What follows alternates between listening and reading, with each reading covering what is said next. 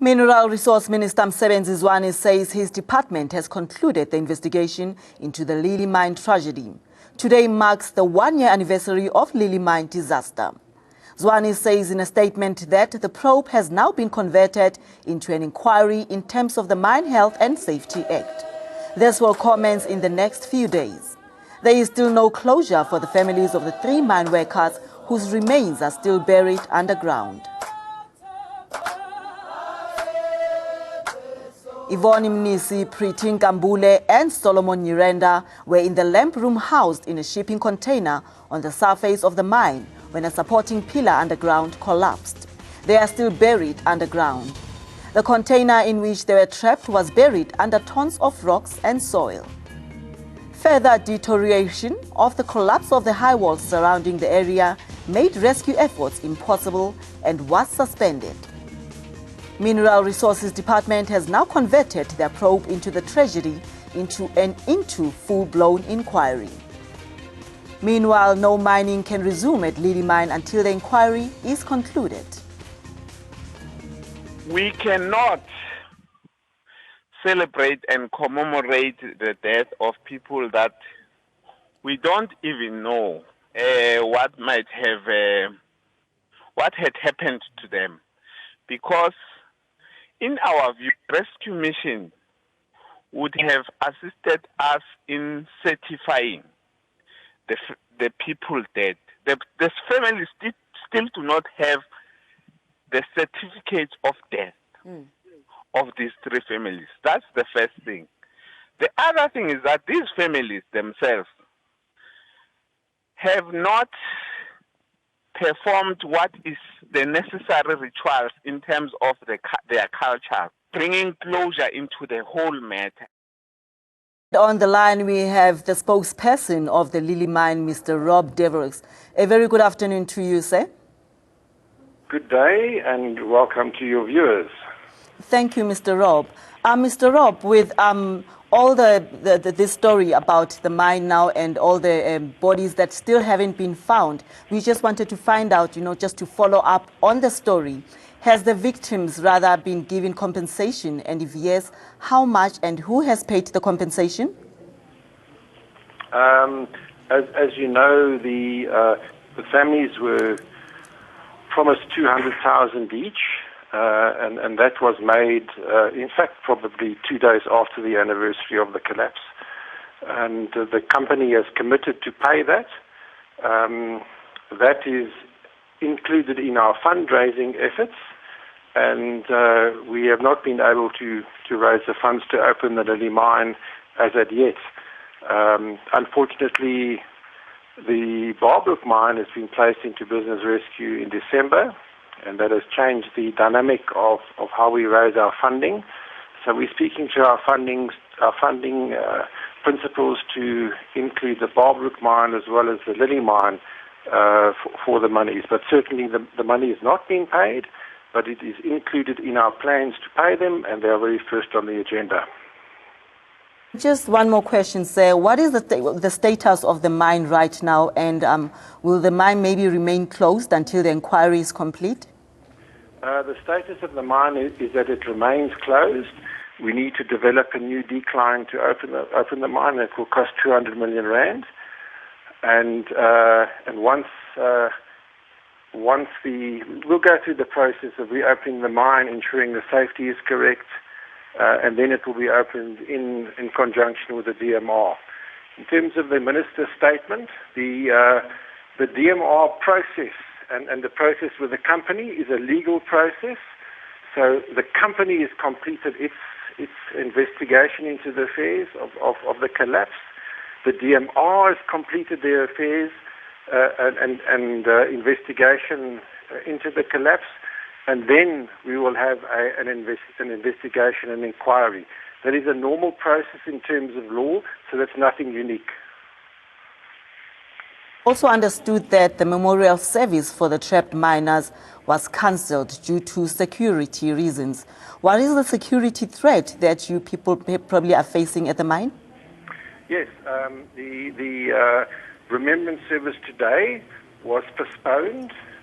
We were in discussions with the the Commissioner of Police in the area traffic.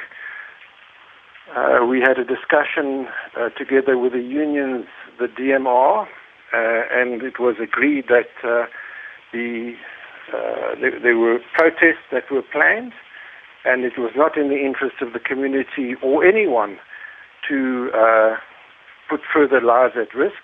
So we've agreed to postpone the memorial service, and that was done in conjunction with the families. What we did do today is there was a private ceremony that the families held at the mine. It was a private affair. The families were there at 7:30. They were on the mine. They had their private religious ceremony, and my understanding is that they have left at about 12 o'clock. And certainly my condolences to the families. Okay, thank you so much, Mr. Robert. Just one more question just before I let you go.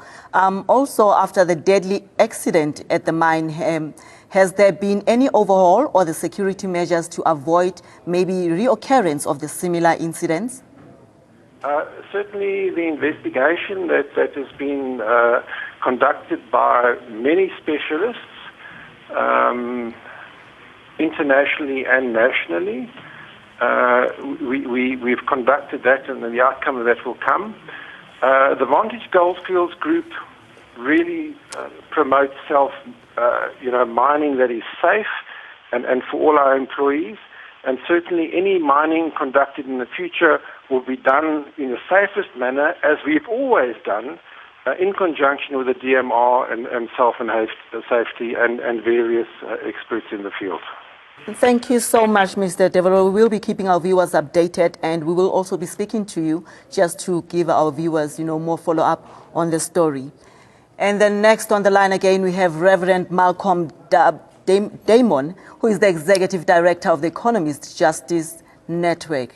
A very good afternoon to you, sir. Good afternoon, and good afternoon to the viewers. Thank you so much for joining us right here on ANN7. And as you hear, the discussion is about the mining, the people that have died last year on the mine and that are still trapped underground at the Lily mine.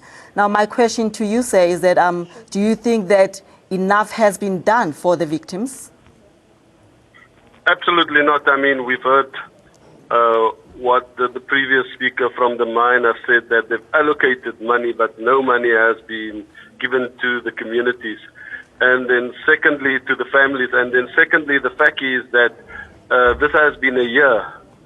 And now that the government has taken this into an inquiry, I mean, there's nothing been done to those who are buried under there, and the communities, as previous speakers have said as well. I mean, there's no closure. Communities, the families can't move forward. So these are some of the things that need really urgent attention, because there needs to find a way how to address this adequately, so that families can either see here are our loved ones that were that left us, and so that they can then move their head with us, because that's the whole problem, that there's no closure of the issue, and the families cannot get any closure because of the fact that these three people have not been found. But then, Reverend, we've just spoken right now to the Lily Mine spokesperson, Mr. Devereaux, and Mr. Devereaux says that the families have been rather compensated with 200,000 each. Yeah, so do you think that if that is the fact, or if that is what the spokesperson is saying, do you think maybe that the money, the 200,000 compensation, was not enough for the families, or what more could have been done rather to help the trapped miners? Yeah, absolutely. I mean, 200,000, these loved ones are gone forever. And we know that these were breadwinners in most cases, the two women as well as Mr. Nyarende, all three of them. And so there's a loss of income for life. So 200,000 is nothing in compared to the loss of income that they would experience for the rest of their lives, and the fact that their loved ones that they that provided on their tables are not there anymore. So one would really want to see that from the mine side and from Vantage Gold side, that there would be more adequate compensation, taking into consideration that there are a loss of income for life, taking into consideration the fact that these loved ones have not been found and the fact that they were breadwinners, because we know how many people are being supported when any one of the family members are working. So definitely 200,000 is not enough. And I got the impression as well that that has not been paid. This is just what they also have been allocated, to the families and want to look for more adequate income. And Reverend, just one more question just before I let you go. The spokesperson of the Lily Mine, Mr. Deverell, also mentioned that he mentioned about the security in the mine, that because of security measures, the memorial service has been cancelled. What do you think about the existing security measures at the mine? Yeah, I cannot give my opinion about the security at the mine, but we know that in general, mining companies, for them it's about profits and not about the people and the communities. And that's why from tomorrow we have in Cape Town the alternative mining indaba, where we're looking at the impact of mining on communities. And communities from South Africa, from Southern Africa, Zimbabwe, Zambia, all over Africa is coming together to discuss the impact of mining on their lives and saying, these are our stories, these are our issues. And we know one of the big issues is not only security, but it's about the impact of mining on the communities and on the environment. And these will be some of the issues we'll address over the next 3 days until Wednesday.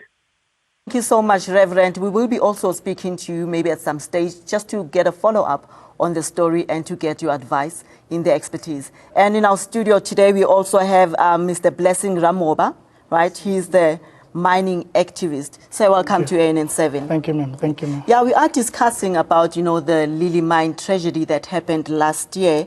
And of course, we do know that the other bodies also are still not found. But now my question to you is, the Minister of Mineral Resources, Sebenzi Zwane, says that the department has concluded the investigation, right, into the Lily Mine. But then the question is here, how can they conclude the investigation and when nobody has been brought to book? What would you say about that? Okay, thank you for inviting us at the Mining Forum of South Africa. First of all, we'll just extend our condolences to all the families that which are affected by this matter. To be honest with you, is that as an activist within the mining industry, is that I will say the mining industry in South Africa is deteriorating due to the fact that there's a lot of incompetency that which is existing within the industry. And looking at the industry as a whole right now, looking at this matter of Lily Mine, it's a joke. In fact, you can hear right now, they say they compensated the people 200,000 rand, which is not enough. These companies, they're making exorbitant money, too much money, and they don't care about our people on the ground. The communities that which these mines are operating, there's a lot of poverty, there's a lot of non-development that is actually not taking, the lack of development that is taking place within the industry as a whole. So now the world is looking at us. For example, you cannot do that in Canada, you cannot do that in Australia. This company, for example, it has never been brought to book. And it's not the first company to look at that which has done the same. Look at Marikana, for example. 37 people, miners died in that massacre of Marikana, but no one has been brought to book. And these mining companies do not want to impact positively. They don't want to put resources into the communities and again into their workers. So this is a very serious matter that which the industry is really facing. But as the Mining Forum, we actually here to correct these matters. As a newly formed non-profit organization, we are here to recorrect all those mistakes of the past, working with the minister. Okay, thank you, Ramoba. But then now you are saying that the mining industry is deteriorating, yes, and the world is actually laughing at you. Yes. As a new organization and an NGO, what are you guys proposing, or what is the organization proposing maybe to help such incidents so that it doesn't happen again, yes, in our country? First of all, we've consulted with all the stakeholders, the Chamber of Mines and the unions, the AMCO and also NAM. And one thing that which they put on the table, they say the minister has never met them. The minister, actually, I will say he is incompetent in terms of regulating the industry.